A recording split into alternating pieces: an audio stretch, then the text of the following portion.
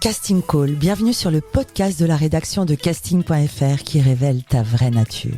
Ici, on va parler casting, témoignages exclusifs, des rencontres avec des professionnels, les clés et les secrets pour devenir un artiste et surtout, en vivre. Casting Call, c'est ton nouveau coach audio qui te permet de poser ton premier pas sur ton chemin de l'éveil et de la réussite. Ose enfin devenir celui dont tu rêves. Bonjour et bienvenue sur Casting Call, le podcast de la rédaction de casting.fr. Je suis Soledad Franco et aujourd'hui j'ai le plaisir et l'honneur de recevoir un homme au destin extraordinaire. Imaginez-vous, vous avez 24 ans, vous êtes comédien et le Covid arrive. Plus de spectacles, plus de création. Vous êtes enfermé chez vous, sans moyen de travailler et de gagner votre vie, mais que faire ? Mon invité du jour a tenté l'impossible, acheter un théâtre, un pari fou. Il va nous raconter toute l'histoire des Déchargeurs, un théâtre humain, dynamique et engagé, situé en plein cœur de Paris. Le hasard de la vie est parfois bien fait. Adrien Grassard, bonjour et bienvenue sur Casting Call. Je suis ravie de te recevoir. La devise de ce podcast est « Ose devenir celui dont tu rêves ». Qu'en est-il pour toi en ce mois de juin 2023 ? Oui, je ne suis pas encore devenu ce dont je rêvais, je pense, mais je suis déjà plus avancé qu'avant, et ça, c'est déjà très bien. À 24 ans, c'est pas mal. C'est déjà pas mal, ouais. Tu viens d'une petite ville près de La Rochelle. Parle-moi de ton enfance. Alors oui, je vivais dans une petite ville, une presqu'île, en fait, pour être exact, à côté de La Rochelle, qui s'appelle Fouras. Et donc, nation du père Fouras, dans Fort Boyard. Une ville de pêcheurs. Une ville de pêcheurs, exactement, d'ostréiculteurs. Et donc c'était une enfance, franchement moi j'ai eu une enfance plutôt chouette parce que dans la nature, près de la mer, avec des parents vraiment qui prenaient bien soin de nous. J'ai 3 sœurs, donc j'étais absolument pas tout seul. Mais c'est vrai que c'est un endroit où il n'y avait pas forcément beaucoup d'accès à la culture et vu qu'il n'y a pas grand monde, on sort pas beaucoup, quoi. C'est-à-dire que pour aller faire des activités, il fallait aller dans la grande ville qui était La Rochelle ou Rochefort un peu plus petit. Et ça demandait souvent 30 minutes de transport, donc c'est vrai qu'il y avait une enfance plutôt pas très sociable, on va dire, mais en tout cas très chouette quand même. Je l'ai pas du tout mal vécu étant quelqu'un de solitaire. Ça me plaisait bien d'être dans la nature comme ça. Et à quel âge as-tu découvert le théâtre ? Alors le théâtre, en fait, je l'ai connu, je pense, vers 12 ans, parce que mes parents nous amenaient très souvent à Paris, et quand on allait à Paris, ils nous amenaient toujours voir des pièces, qui étaient souvent des pièces très grand public. D'accord. Donc des parents attirés quand même par l'univers artistique et avec un certain éveil pour toi ? Ouais. Mes parents étaient très intéressés par tout ça. Ils lisent beaucoup déjà de base, donc nous ils nous ont donné le goût de la lecture très vite. Et après oui, le théâtre dès qu'on pouvait, on allait en voir, mais c'était peut-être une fois par an, une fois tous les 2 ans. Et c'est là où tu découvres le théâtre ? Exactement. Mais alors au moment où je le découvre, je me dis pas je veux en faire. C'est quelque chose d'agréable, quoi, comme voir un film. Et ça vient beaucoup plus tard dans ma vie, en fait, cette envie-là d'en faire. Parce que moi, j'étais assez timide, donc je m'imaginais pas être sur les planches ni rien, quoi. Au lycée, je crois. Tu étais plutôt timide, mais je crois qu'il y a eu une audition. Qu'est-ce qui s'est passé au lycée ? Et ben, au lycée, en fait, beaucoup de gens me disaient, bon, tu es timide, il faudrait peut-être faire du théâtre, ça peut t'ouvrir, etc. C'est des choses auxquelles je croyais pas vraiment. Et à un moment donné, ça a fait son chemin dans mon esprit et je me suis dit, bon, on va voir. J'ai tapé sur Internet cours de théâtre La Rochelle. J'ai pris le premier lien qui venait. J'ai envoyé un mail pour demander comment ça pouvait se passer. On m'a donné rendez-vous, en fait. Et quand j'y suis allé, c'était une audition. Ah, carrément. Moi, une je pensais audition. que c'était des cours, donc j'y suis allé un peu les mains dans les poches. Incroyable. Et donc on me dit, montez sur scène, il faut vous présenter. Voilà. Je me suis présenté de manière un peu catastrophique. Parce que c'était vraiment ton premier pas dans le milieu artistique. Enfin, t'avais jamais fait de théâtre, rien. Vraiment. Et en plus, moi, je détestais. Donc tu commences par un casting, en fait. C'est énorme. Ouais, c'est ça. Et du coup, voilà. Après, c'était du théâtre amateur, hein, donc c'est pas un casting. Bah, quand même. Mais oui, ça mettait un peu la pression. Une troupe. Oui, voilà, une troupe. Et donc finalement, je crois la dame qui gérait ça, qui s'appelle Sophie Apria, je crois, a bien aimé la personnalité un peu maladroite que je pouvais avoir, etc. Et donc elle m'a dit, voilà, tu peux rester. Mais qu'est-ce qu'on t'a demandé de faire ? T'as passé une scène ? T'as fait quoi ? Alors non, pas du tout. Je crois que j'ai lu un texte. De souvenir, il me semble que j'ai lu un texte. Mais sinon, c'était surtout de la présentation. Présente-toi, pourquoi tu veux faire ça. Et t'avais capté que c'était un casting, du coup ?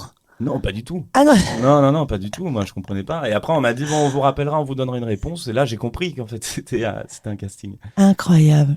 Et du coup, t'as été pris dans la troupe. Ouais, voilà, j'ai été pris, j'ai fait 3 ans avec eux et c'est cette dame-là, Sophie Aprea, qui m'a tout appris, en tout cas qui m'a donné C'est l'envie. dingue comme histoire. T'avais quel âge? J'étais au collège, donc je pense que j'avais... Enfin, fin collège, début lycée, donc je devais avoir 15 ans peut-être, 14 Hmm. ans. Un truc Et comme donc, ça. cette dame, elle t'a formé, elle t'a appris le jeu. Ouais, exactement. Elle m'a appris le jeu, l'amour du théâtre, pourquoi on faisait ça, qu'est-ce qui était plaisant là-dedans, comment on travaille un texte. Elle m'a fait lire énormément de classiques aussi, les Molière, Feydeau, La Biche, on commence souvent par là parce que c'est les plus techniques. Et c'est elle aussi qui m'a poussé à me professionnaliser là-dedans. C'est-à-dire que moi, je ne l'imaginais pas. Et celle qui m'a dit, mais non, tu as un potentiel, il faut pas avoir peur, il faut y aller, n'hésite pas à monter sur Paris pour faire ça. Et c'est grâce à elle que je fais ça aujourd'hui. Et tu continuais tes études. T'es allé jusqu'au bac, je crois. Ouais, j'ai quand même fini mon bac. Ça, c'était un sujet compliqué avec mes parents. Moi, je faisais un bac pro-vente qui me plaisait pas plus que ça. En fait, j'étais très nul à l'école, je séchais beaucoup les cours et voilà, enfin, ça me plaisait pas beaucoup. Hmm. Ce qui fait que j'avais des résultats catastrophiques et à la fin du collège, on m'a dit bon, vous pouvez pas faire autre chose qu'un bac pro. C'est vrai, un D'accord. bac pro, c'est très bien, mais c'est bien quand on sait quel métier on veut faire Ouais. et dans lequel on veut se professionnaliser, ce qui Hmm. n'était pas mon cas. Et je me suis retrouvé avec un catalogue de bacs professionnels à prendre un peu au pif. Donc il y avait des bacs prothèses dentaires, bac pro bûcheron. Et donc j'ai pris vente. Je me suis dit, c'est peut-être le plus simple, on va dire. D'accord. Et j'ai fait 3 ans là-dedans, mais ça me plaisait pas plus que ça. Et donc en effet, j'ai tout de suite dit à mes parents, bon moi je fais ça, après Je vais être je vais comédien. être comédien. Mais ça c'était compliqué parce que toujours ils ont peur et c'est normal. Et ils disent non, fais quand La même vie une de licence. saltimbanque. Bah ouais. Donc ils disent non, fais quand même une licence, on verra après. Et donc finalement, j'ai réussi à les convaincre. Donc, t'as passé ton bac Et je suis parti directement à Paris, au cours Florent. au cours Florent, exactement. T'as fait les 3 années. J'ai fait les 3 années, ouais. Ouais, Comment ouais. ça s'est passé cette période? Ah bah c'était une des meilleures périodes. Ah ouais? Ouais, parce que d'un coup, bon déjà, on arrive dans une grande ville, on découvre la vie parisienne où il y a tout le temps des choses à faire, des Ouais. expositions, du théâtre à portée de main, les ciné, etc. Et puis surtout, on se sent à sa place, ce qui n'était pas mon cas jusqu'à maintenant. Et donc d'un T'avais coup, trouvé ta place. exactement. Donc là, moi, je faisais que travailler. Je crois que j'étais dans ma classe qui prenait le plus de scènes. C'était même abusif, en fait. J'en prenais trop. J'arrivais pas à être efficace. J'avais trop envie de travailler.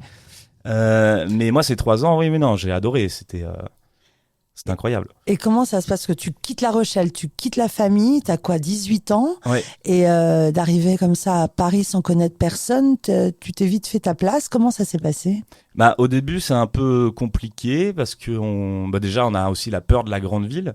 Ouais. Souvent, quand on est provinciaux, il y a un peu ça. On arrive dans une grande ville qui bouge beaucoup. On se dit, oula, qu'est-ce qui se passe? Donc, les 3 premiers jours, je suis resté tout seul chez moi à ne pas bouger, à Flippé. attendre, un peu flippé, ouais. Et le 4e, je me suis dit, non, bon, ok, tu prends ton sac à dos et tu vas te balader et tu verras bien ce qui se passe. Et donc Et là, tu je me te suis laisses. baladé dans Paris. Et j'ai découvert la ville comme ça, que je connaissais vite fait, parce que voilà, on venait souvent quand on était petit, mais on restait un peu dans les mêmes quartiers. Et là, bon, j'ai adoré, voilà, je me suis dit tout de suite, en fait, c'est bien, je suis au bon endroit. Et Génial. après, pour les amis, disons qu'à Florent, les contacts se font très vite, en fait. Ouais.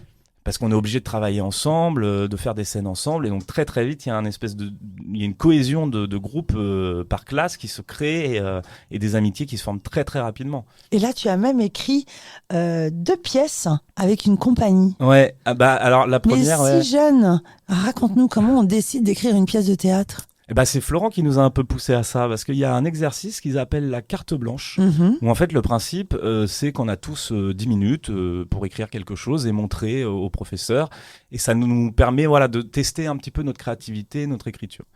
Et moi j'étais avec un ami avec qui on écrivait déjà des petites bêtises de notre côté ensemble, et puis on s'est dit, bah tiens, c'est peut-être l'occasion. Et donc quand quelqu'un se rajoutait au projet, ça nous rajoutait 10 minutes de plus. Et il y avait D'accord. plein de gens dans la classe qui savaient pas quoi faire. Et donc on a pris les 10 minutes de tout le monde, on s'est retrouvé avec 1h10 ou 1 heure, je sais plus trop. Et du coup, on s'est retrouvé à devoir écrire une pièce pour 9 personnes, il me semble. Et du coup, on l'a fait, on a joué ça à Florent. On s'est dit, bon, voilà, c'est une grosse blague, ça passera pas. Et finalement, les profs ont plutôt adoré. Et donc, nous ont dit, mais vous devriez sortir ça, en fait. Et donc, on l'a sorti. Donc, ça, c'est pour la première. Et Ça veut dire quoi le sortir? bah, c'est la jouer dans un théâtre parisien. Comment ça se passe? Tu me dis, c'est ce qu'on a fait. Alors, de l'idée à la réalisation, comment ça s'est passé? Comment on fait quand on écrit une pièce de théâtre pour finalement la jouer au théâtre? Alors là, du coup, il y a plein d'étapes parce qu'on rentre dans de la production. Et là, nous, on n'était absolument pas formés pour ça. Donc, on a un prof qui nous a beaucoup aidé, qui s'appelle Fabrice Michel, et qui était notre prof qui nous a justement poussé à la sortir. Il faut créer une association, en fait, pour pouvoir accueillir la production, accueillir la pièce et la compagnie de manière juridique. Et donc là, on crée l'association. Ensuite, il faut faire de la communication, il faut faire un dossier. Et suite à ça, il faut envoyer son dossier de la pièce, car en fait, le CV de la pièce à un peu tous les théâtres parisiens, en espérant qu'il y en ait qui répondent. D'accord. Nous, on en a eu un qui a répondu, qui s'appelle le Bouffon Théâtre. On a pris le premier, en fait, parce qu'à ce moment-là, on a juste une envie, c'est jouer. De jouer, oui. Ça n'avait pas les meilleures conditions du monde. Mais on s'est vraiment éclaté, on a bien rempli, on était contents. Et puis c'est une première expérience un peu folle parce que à ce moment-là, on connaît rien en fait du milieu. Donc on se jette vraiment dedans, on est neuf, complètement sans réfléchir, sans se rendre compte des conséquences financières, etc. que ça peut avoir. Et voilà, il y a une espèce de folie comme ça qui nous a pris. Et c'est une super expérience. Après, ça s'est arrêté abruptement parce que justement, on s'est rendu compte que financièrement, neuf sur un plateau, c'était pas tenable plus longtemps que ça. Mais en tout cas, on a quand même pu jouer, il me semble, une 30aine de fois, peut-être un peu plus, cette pièce-là. De la 2e année à, je crois, la fin de la 3e année, on jouait ça. Ouais. La sortir, retenez ça. Alors, sortir une pièce, Ouais. accoucher une pièce, quelque chose dans ce genre. Tu aspirais vraiment à devenir comédien? C'était vraiment ton objectif? Ouais, vraiment. Et aujourd'hui encore d'ailleurs. C'est-à-dire que c'est vrai qu'aujourd'hui, je suis directeur de théâtre à côté, mais c'est vraiment mon ambition et d'être comédien. C'est vraiment mon envie première. Et être comédien théâtre et comédien cinéma, est-ce que ce sont deux choses différentes ou on est comédien tout court? C'est assez différent, mais je crois qu'à partir du moment où on sait faire l'un, on sait faire l'autre. C'est-à-dire que moi, je résumerais ça en disant que le théâtre, c'est beaucoup de surpréparation. Je parle vraiment en tant qu'acteur, mais c'est beaucoup de surpréparation. Tout est à 100%. On sait ce qui va se passer, comment on fait les choses, etc. Parce qu'on a 1000 répètes derrière. Le cinéma, je trouve que c'est plus de l'impréparation en tant que comédien. On arrive sur un plateau avec un texte qui peut changer à la minute parce que finalement on décide que ça se dit autrement. On connaît pas forcément le cadre exact de la caméra à ce moment-là. Et je trouve que c'est deux exercices en fait qui se complètent. Et je pense qu'un comédien devrait avoir envie de faire les deux finalement parce que c'est vraiment des exercices très très différents et les deux se nourrissent l'un l'autre. Alors moi c'est vrai que je fais beaucoup de théâtre aujourd'hui, mais à chaque fois que j'ai fait de la caméra j'ai trouvé ça hyper intéressant et très différent, mais le jeu reste finalement quand même, les ficelles restent les mêmes finalement, c'est juste qu'au cinéma on peut couper. Donc on peut refaire 20 fois et c'est le monteur derrière qui choisira la meilleure version avec le réalisateur. Là où au théâtre, il n'y a pas de filet, donc il faut pas de filet. Il faut être bon tout de suite, quoi. Il faut être bon tout de suite. Et alors le Covid arrive, donc tu étais encore au cours Florent quand le Covid est arrivé ou c'était terminé? Non, ça faisait 1 an que j'étais sorti et on jouait du coup ma 2e pièce que j'avais écrite toute seule pour le coup, comme un grand. Avec, que tu avais réussi à sortir. Exactement. Donc que tu jouais où? Alors là, on l'a joué à 2 endroits. On a joué au Montmartre-Galabru et on a joué au Funambule, qui sont à vers côté. Montmartre. On est dans le quartier. Juste à côté, exactement. Ouais. On est resté dans le quartier. Et donc nous, on a eu de la chance parce qu'en fait, quand on a fini de jouer, le Covid est arrivé. Donc on n'a pas été impacté directement par le Covid. D'accord. À côté, j'ai joué une autre pièce que je joue encore aujourd'hui, qui est L'écume des jours de Boris Vian, adaptée par par Claudie Russo-Pelosi. Ouais. J'allais dire Lucine Cinquini, qui est la metteuse en scène de l'autre pièce de Joconde. Et celle-là a été impactée pour le coup par contre. Donc moi à ce moment-là, quand le Covid s'arrête, la mienne n'a pas été impactée, mais une autre dans laquelle je suis oui, et donc je me retrouve quand même avec des dates en moins, quoi. Des dates en moins. C'est-à-dire que moi le jour où le Covid arrive, on est sur scène et on est en train de saluer et il y a un monsieur dans le public qui nous dit parce qu'on fait toujours le petit mot billet réduc, voilà, il nous reste tant de dates. Et il y a un monsieur dans le public qui était sur son portable qui dit non mais vous jouez pas demain. Donc nous on est comment ça on joue pas? Bah si, on va jouer. Et en effet, on fait les saluts, on va en coulisses et il y a le directeur du théâtre, c'était à la Folie Théâtre, qui vient nous voir et qui nous dit vous prenez vos affaires, en fait, pendant que vous étiez en train de jouer, Édouard Philippe vient de parler et donc on doit en effet fermer le théâtre, on ne sait pas quand on rouvre. Quelle journée absolument terrible. Quelle fin de journée, parce que ça avait été annoncé en fin de journée de mémoire. Oui, c'est ça, c'était le soir, nous on jouait à 20h je pense, et donc on a dû finir à 21h30. Et là, tout s'arrête. Et tout s'arrête. Et en plus, j'ai souvenir que les bars aussi devaient fermer. Et donc, on n'a même pas pu aller boire un verre, quoi. Ouais, non, même pas. Et là, qu'est-ce qui se passe alors? Et ben là, comme tout le monde, je pense qu'on se retrouve tout seul chez soi et on se dit bon, qu'est-ce que je vais faire. Le premier mois passe plutôt agréable. Hein, Seul chez toi? Ouais, moi j'étais tout seul. Hmm. Donc le premier mois passe, c'est plutôt agréable parce que je pense on est beaucoup à l'avoir vécu comme ça, mais on se dit bon, on peut se Une retrouver, introspection, prendre le temps pour lire et écrire, exactement. réfléchir à qui suis-je, où vais-je. Bah exactement. Et le deuxième commence à être un peu long. Par contre, le deuxième commence à être un peu long. Et le troisième, c'est un peu le coup dur. C'est-à-dire que moi, je voyais vraiment plus le bout du tunnel. Je me disais, mais est-ce qu'on va réussir à refaire ce métier-là finalement? Je me demandais aussi à la sortie, est-ce que, par exemple, les pièces qu'on jouait vont reprendre? Euh, L'intermittence, comment on fait pour la ravoir? Enfin, il y a plein de questions qui se posent en fait sur l'année qui va suivre le Covid. Et du coup, en effet, je suis parti du principe qu'il fallait solidifier un petit peu mes acquis et trouver un boulot qui allait me permettre de vivre en cas de problème. Et alors, comment t'es venue l'idée de visiter ce théâtre qui est aujourd'hui les Déchargeurs? Alors, j'ai vu une annonce sur Facebook. Ok, C'est aussi bête que ça. J'ai vu une d'accord. annonce sur Facebook. Et vu qu'on était en plein confinement, je crois que c'était le deuxième confinement à ce moment-là, je me suis dit, tiens, ça me fera sortir. Donc j'ai envoyé un message pour visiter le théâtre, mais moi j'avais pas les sous, donc Ouais, j'y suis pas allé en me disant je vais acheter. d'accord. J'y allais vraiment par pure curiosité. Je connaissais déjà ce théâtre-là parce qu'il faisait un festival qui s'appelle Cours mais pas vite, qui Ouais. existe encore aujourd'hui et auquel j'avais participé. Donc je m'étais dit bah tiens, je vais aller voir le lieu du coup. Sauf que j'ai eu un coup de cœur. Un vrai coup de cœur, comme quand on visite un appart, quand tu sens que c'est pour toi. Ouais, vraiment. Vraiment, c'est-à-dire que le lieu, il est très atypique en fait. Il est vraiment dans son jus. Il y a un truc d'époque. Il y a de la pierre apparente, des caves qui sont magnifiques en bas. Il y a cette cour qui est cachée au milieu des halles où ça va très vite. Bah, d'un coup, on rentre dans la cour, c'est très calme. Enfin, voilà, il y a toute l'atmosphère m'a vraiment plu. On est vraiment ouais, dans le cœur du premier arrondissement. Ah, complètement. Et ouais, les structures dont tu parles, c'est les structures propres au vieux Paris. Ouais. Autour de toi, il y a tous ces passages anciens qui sont les premiers passages parisiens. Je pense au passage du Cerf, au passage du Mm. Panorama un peu plus haut. C'est vrai que c'est un lieu relativement authentique. Ouais, complètement. Et donc, tu as un coup de cœur. Bah, j'ai un coup de cœur, ouais, mais bon, je me dis, c'est pas fait pour moi, quoi. Enfin bon, voilà, de toute façon, j'ai pas les sous et je laisse passer le temps. Et en fait, j'ai un employé de ce théâtre-là qui travaillait à l'époque là-bas, mais qui était forcément embêté parce qu'il avait plus de boulot, il y a le Ouais. Covid, il sait pas quand ça va reprendre, si le théâtre va trouver repreneur ou pas, qui me contacte en me disant, voilà, j'ai appris que tu avais visité le lieu, on se connaît pas du tout, hein. Incroyable. Est-ce qu'on peut boire un verre? Bah, du coup, je lui dis honnêtement, bon, je pense pas que je vais acheter, mais on peut se rencontrer, quoi. Et donc, je l'ai rencontré. Il s'appelle Rémi Prin, il travaille toujours au Déchargeur. Et on a discuté pendant 3 heures, il me semble, vraiment du lieu, de ce qu'on pourrait en faire. Qu'est-ce qu'il faisait comme job là-bas, lui? Alors lui, il est programmateur et il est directeur technique. Il a deux casquettes. D'accord, ok. Donc, Ouais. passionné par le lieu, en fait. Ouais, vraiment, vraiment. Il y a un amour pour ce lieu, je crois, de la part de l'équipe qui était là à l'époque, Ok. et qui est toujours là d'ailleurs. Hein, donc c'est la Et il preuve te qu'ils aiment raconte ça. sa vision du lieu, ce qu'il pourrait en faire. Bah, ce Ce que qu'on vous pourrait en pourriez, faire, même en fait, pardon, c'est-à-dire en qu'on se faire. projette vachement, quoi. On se dit, ah, mais qu'est-ce qu'on peut faire avec ce lieu?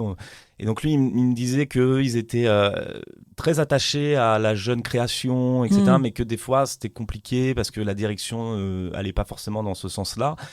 Et moi, c'est vrai que c'est quelque chose qui me touche aussi, la jeune création, en faisant partie. Bien Enfin, sûr. voilà, forcément, j'y Tu suis aussi. l'incarnes bien à 24 ans? Voilà, donc je me dis, bah oui, en effet, il faut peut-être ouvrir un peu plus les portes. C'est vrai que dans le théâtre, il y a, comme dans beaucoup de milieux artistiques, c'est assez fermé aux jeunes. C'est toujours compliqué parce qu'on nous dit, reviens quand tu auras fait ta deuxième pièce, mais comment on fait la deuxième si on peut pas jouer la première? C'est toujours un cercle un peu vicieux.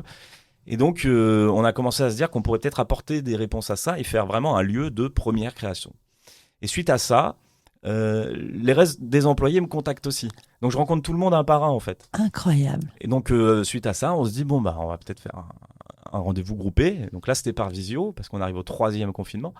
Et on a fait plein de visios comme ça. On a créé le projet ensemble. Et à un moment donné, il a tellement pris forme qu'on s'est dit bon on peut.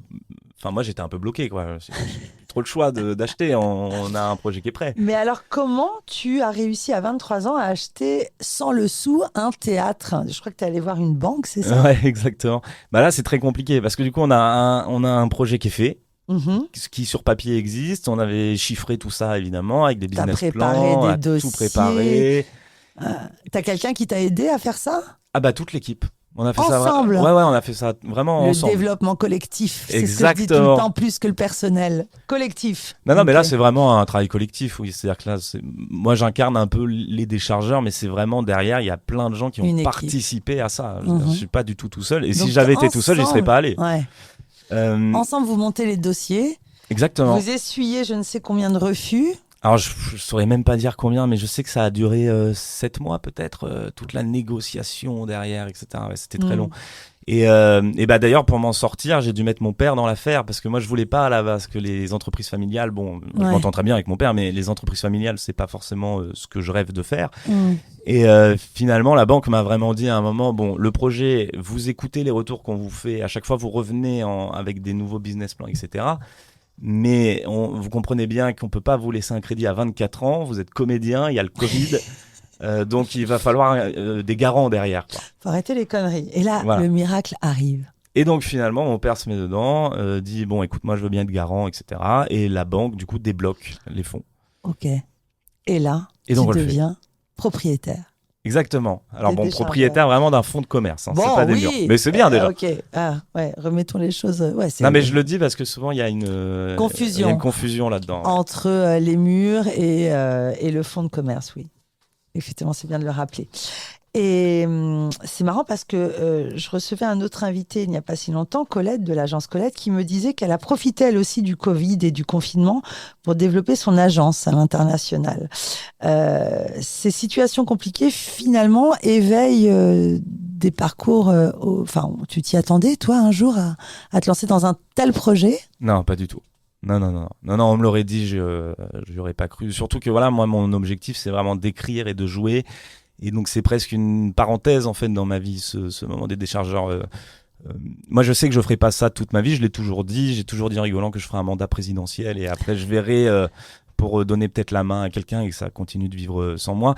Mais donc non, j'imaginais pas du tout être chef d'entreprise en fait, c'était pas du tout mon objectif. J'ai même fait d'ailleurs ce boulot de comédien, c'était un choix pour éviter d'être derrière un bureau.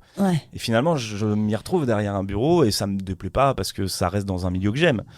Mais donc non, j'aurais pas pensé. Alors justement, parle-nous du théâtre. Qu'est-ce que tu en as fait de ce magnifique lieu ? Le bâtiment est magnifique, on en a parlé, mais il a une histoire forte et symbolique. Une ancienne scène de la poésie. Raconte-nous. Exactement. Alors en fait, c'est un théâtre qui a été créé par Vicky Messica, qui était un diseur de poésie, notamment le diseur officiel de Blaise Cendrars. Et lui, il a créé ce théâtre-là à la base vraiment. D'ailleurs, c'était même pas dans l'idée de faire un théâtre. Il a acheté le lieu pour se retrouver et dire de la poésie ensemble. Et au fur et à mesure, il y a eu des spectateurs. Donc, il en a fait un théâtre. D'accord. Ensuite, ce lieu-là est passé par nombre de directions, mais qui ont toujours souhaité garder la poésie au cœur de la proposition théâtrale. Et donc moi, quand je suis arrivé, il était évident que j'allais pas enlever ça. Notamment parce que moi aussi, j'écris de la poésie. C'est un milieu qui me touche assez particulièrement. Et aussi parce que je pense que quand on reprend un lieu, il faut aussi respecter l'héritage de ce lieu-là. On n'est pas là pour tout casser et tout changer. Par contre, ce que je voulais, c'était ouvrir un peu plus à la jeunesse. Vu qu'il n'y a pas beaucoup de théâtres qui le font à Paris. Et pour ça, ça a passé par différents choix, même financiers. Notamment abolir ce qu'on appelle un minimum garanti. C'est-à-dire que le minimum garanti, souvent, on demande aux compagnies de payer les 20 premières places de la soirée. Et si, imaginons, ils remplissent que 10 places, ils vont devoir payer de leur poche les 10 places supplémentaires. Ce qui fait que souvent, ça peut endetter des compagnies qui n'ont déjà pas beaucoup les sous pour créer. Donc nous, on a fait tout un business plan pour éviter ça. C'est-à-dire qu'on a créé un bar, un espace bar qui n'existait pas à l'époque, pour récupérer l'argent du minimum garanti, plus dans les poches, on va dire, des spectateurs, que des compagnies, et en plus tout le monde est content parce qu'on peut boire une bière à la sortie ou autre chose. Ensuite, on a vraiment voulu faire croiser les générations. C'est-à-dire qu'on peut avoir dans la salle du haut 2 pièces de jeunes compagnies et en même temps 2 pièces de compagnies beaucoup plus imposées dans le milieu, comme Pierre Note, etc. Et moi, voilà, je crois vraiment en ça, en cet échange de générations. Je trouve qu'aujourd'hui, il y a une vraie distanciation vis-à-vis de ça. Il y a une guerre jeune, vieux, le truc un peu boomer, génération 2020, machin. Et je trouve que non, on doit apprendre des uns des autres et essayer de s'aider. Je crois que le milieu va pas forcément bien parce que justement ça manque d'aide, parce qu'il y a une fermeture. Alors que si on se rencontre, moi quand je voyais Pierre Note qui discute avec une compagnie qui vient juste de faire sa première pièce, c'est génial parce que finalement ils peuvent échanger. La transmission La et transmission, la exactement. bienveillance. Et puis même Pierre, disons que la jeune compagnie va traiter des sujets que lui ne traitera pas. Donc il va se dire, tiens, c'est intéressant, j'aurais pas pensé écrire une pièce là-dessus, moi. Donc je vais venir voir, je vais m'intéresser. Et donc voilà, tout le théâtre est vraiment basé là-dessus. Et ensuite, je voulais retrouver le côté convivial du théâtre. Je trouve que souvent à Paris, alors pas tous les lieux, encore une fois, et puis c'est une question d'espace, souvent on va voir une pièce. Et une fois que c'est fini, voilà, faut partir parce que les voisins vont dire vous faites trop de bruit, etc. Et moi, je voulais vraiment qu'il y ait un espace où les gens puissent se retrouver et discuter, débattre des sujets des pièces, de la pièce, de ce qu'ils ont vu, etc. Et donc c'est pour ça l'espace bar était très très important. C'est formidable, justement, cette mise en avant et la rencontre dans ton discours est terriblement important. Si nos auditeurs nous écoutent et qu'ils jouent dans une compagnie, qu'ils ont une pièce qui est prête, comment faire? Est-ce qu'on peut te démarcher? Est-ce qu'on peut, tu choisis les pièces qui jouent chez toi? Comment ça se passe? Alors, on est plusieurs. Moi, maintenant, je fais plus trop de programmation, pour être honnête, parce que j'ai beaucoup de choses à gérer à côté, et avec ma vie de comédien. Voilà, T'as un programmateur. Mais j'ai un programmateur qui est Rémi Prin. Donc ça D'accord. tombe bien, qui lui, en effet, va étudier les pièces, il se déplace très souvent voir aussi des étapes de travail. Il suit beaucoup les compagnies, lit les textes, etc. On a quelque chose qu'on appelle les cafés-projets qu'on a créé au Déchargeur. Le principe, c'est que une fois par trimestre, nous, on se met dans le hall avec Rémi et les gens viennent sans rendez-vous et nous présentent leur projet. Alors bon, c'est limité à 10 minutes par personne. Mais ça, c'est une journée. C'est une journée, ouais. Qui s'appelle Les cafés-projets. Voilà, les cafés-projets. Ouais. Je voulais qu'on en parle justement. Cette idée, elle est juste formidable. Bah, je crois qu'on est les seuls à faire ça. Mais c'est génial. C'est formidable. Ouais. Combien de personnes je connais qui cherchent des théâtres? Et vous? C'est une fois par mois, c'est ça? Non, une fois par trimestre. Avant, on faisait une fois par mois, mais c'est trop de demandes. C'est trop. C'est pas possible. Parce qu'il y a beaucoup de créativité, beaucoup de gens qui veulent venir. Et en même temps, c'est formidable, toute cette créativité. Donc, une fois par trimestre, vous êtes dans le hall et on peut venir vous présenter un projet. Mais alors, avec quelle intention? D'être produit, de jouer? Quel genre de... Alors, nous, on fait pas de production. D'accord. Donc, c'est vraiment juste de jouer chez nous. D'accord. Voilà. Ok. Et des fois, il y a des gens qui viennent juste pour se présenter aussi, pour dire voilà, moi j'écris, là je vais rien monter dans les prochains mois, mais au moins vous me connaissez. Et si on joue chez toi, il faut louer la salle? Ah bah non, justement. C'est justement nous on évite les locations. C'est tout notre système fait qu'il n'y a pas de location. On est que en partage de recettes. Que en partage de recettes. Exactement. Ce qui crée une économie compliquée, mais pour le moment, bon voilà, on est en train de voir comment on peut renforcer ça. Mais ça, c'est vraiment la promesse. Quand moi j'ai repris le lieu, c'est justement d'éviter tous les systèmes de location ou de location déguisée. Et ça, je m'y tiendrai jusqu'au bout. C'est-à-dire, je veux pas. Tu ne passes jamais par la location. Alors, on a des systèmes de location, mais ça, c'est des systèmes de showcase. Donc, c'est juste pour présenter. En fait, c'est comme louer pour faire une répétition. C'est qu'on va louer pour montrer sa pièce à soit des professionnels. Soit comme quand on loue son appart pendant une courte durée. Mais par contre, pour jouer une série chez nous dans la programmation officielle, une compagnie ne paye pas. Jamais. Un engagement de ta part. Ouais, vraiment, c'est important. C'est important parce que c'est très rare, en fait, les théâtres comme ça. Il y en a, ça existe. Quasiment pas. On est très peu. Il y en a encore quelques-uns, mais on est très peu. Parle-nous du festival Les Débardeurs. Alors, Les Débardeurs, oui, c'était une envie de faire quelque chose l'été. Parce que l'année dernière, on avait fermé l'été. Forcément, il y a une raison économique aussi. C'est que quand on ferme l'été, c'est 2 mois à vide.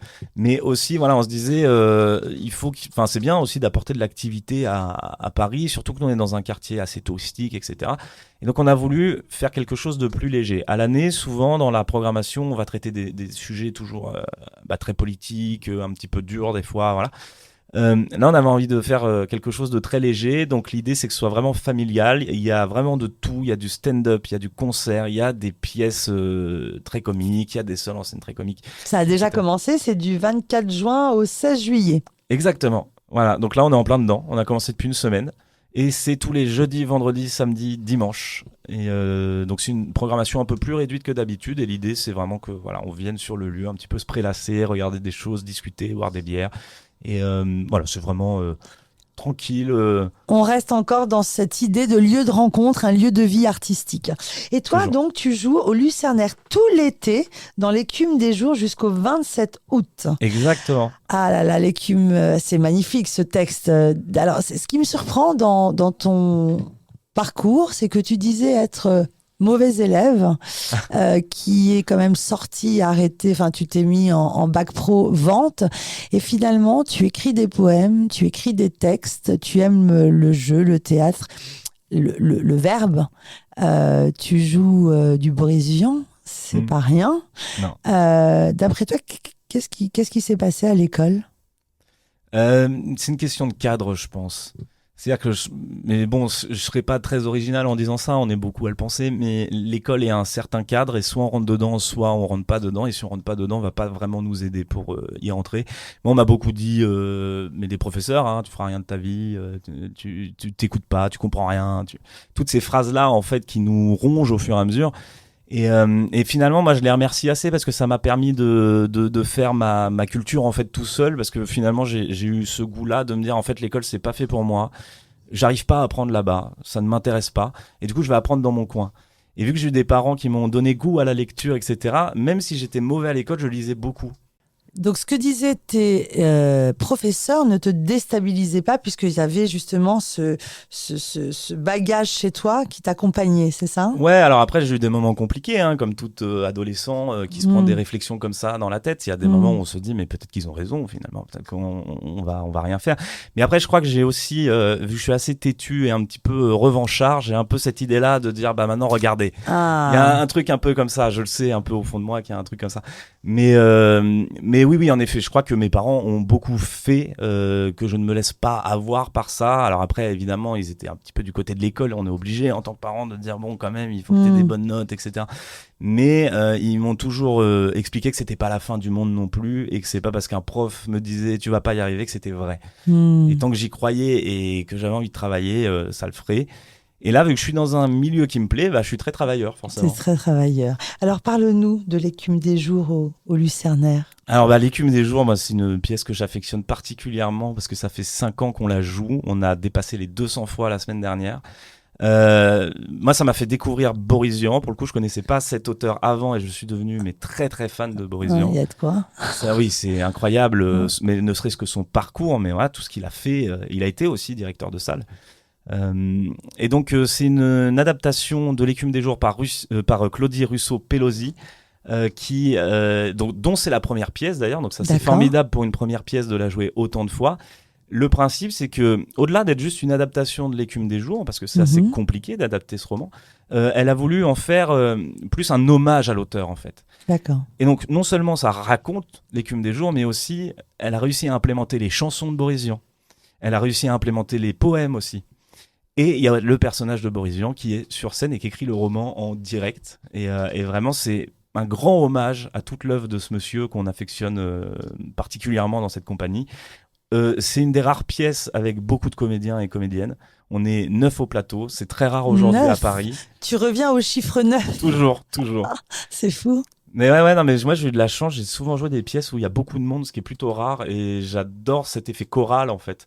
Et donc là, ce qui est bien, c'est que tout le monde a vraiment sa place, à son rôle, et tout ça crée une fresque des années de Boris Vian, quoi, des années 20 et 30, du Paris Saint-Germain, où ça danse, ça chante, etc. Et où justement, bon, à un moment, le drame va arriver dans la pièce.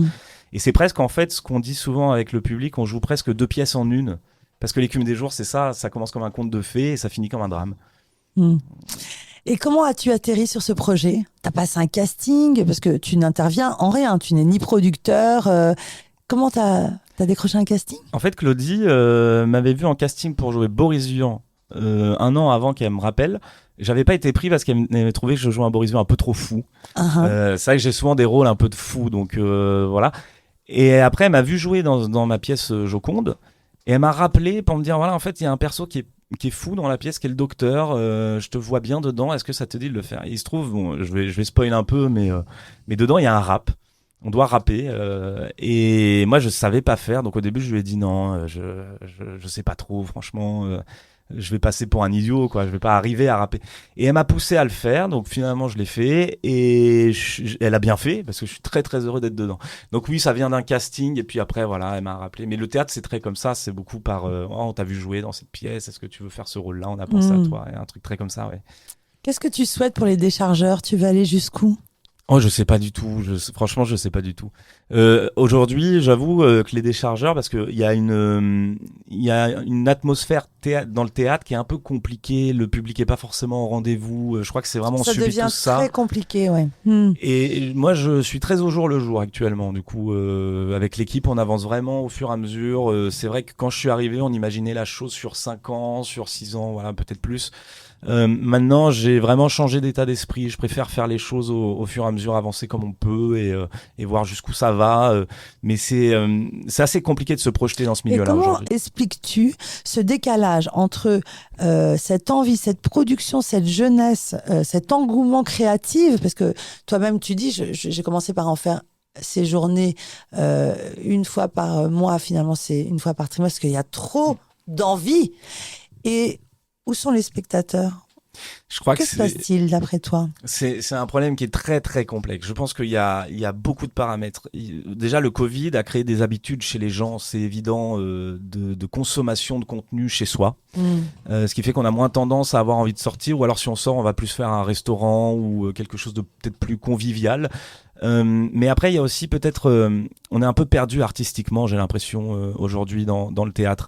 On est entre des pièces qui datent presque des années, enfin qui marchaient il y a 20 ans, donc des pièces beaucoup avec Gérard Jugnot, etc., très comiques, mais qui trouvent pas son public dans la jeunesse.